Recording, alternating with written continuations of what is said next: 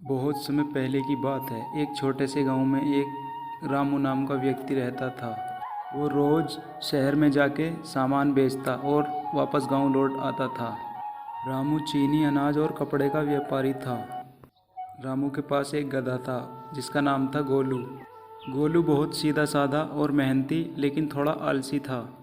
रामू उसी पर अपना सामान लादकर शहर को ले जाता और शाम को वापस लौट आता था।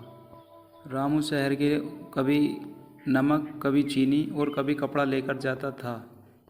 शहर को जाते हुए एक नदी पड़ती थी जिसे पार करना बहुत मुश्किल होता था।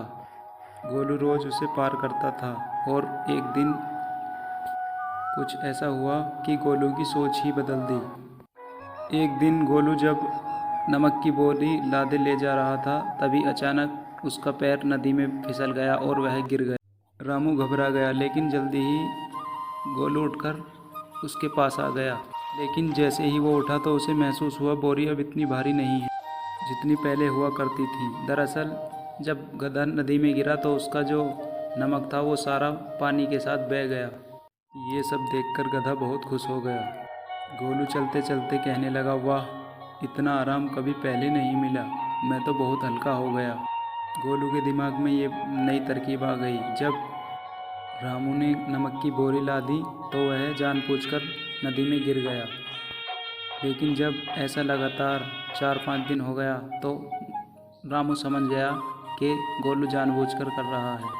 रामू ने गधे से कुछ नहीं कहा और अपने मन में एक योजना बना ली। फिर एक दिन रामू ने बोरियों में रुई भर दी, कॉटन, जो काफ़ी हल्की थी। फिर वह गधे को लेकर चल पड़ा, लेकिन गधा पहले की तरह ही जानबूझकर नदी आने पर गिर गया और फिर जैसे तैसे करके बाहर निकला। और जैसे ही बाहर आया तो उसे महसूस होने लगा कि पीठ पर वजन दोगुना नहीं चौगुना हो गया है और गधे का चलना मुश्किल हो गया था। तब जाकर रामू ने गधे को समझाया कि चतुराई ज़्यादा अच्छी नहीं होती। उस दिन के बाद गोलू ने कभी भी नदी में कूदने की कोशिश ही नहीं की। उसे रामू ने समझा दिया था कि चालाकी हमेशा काम नहीं आती और अनुभव से मिली सीख सबसे बड़ी सीख होती है।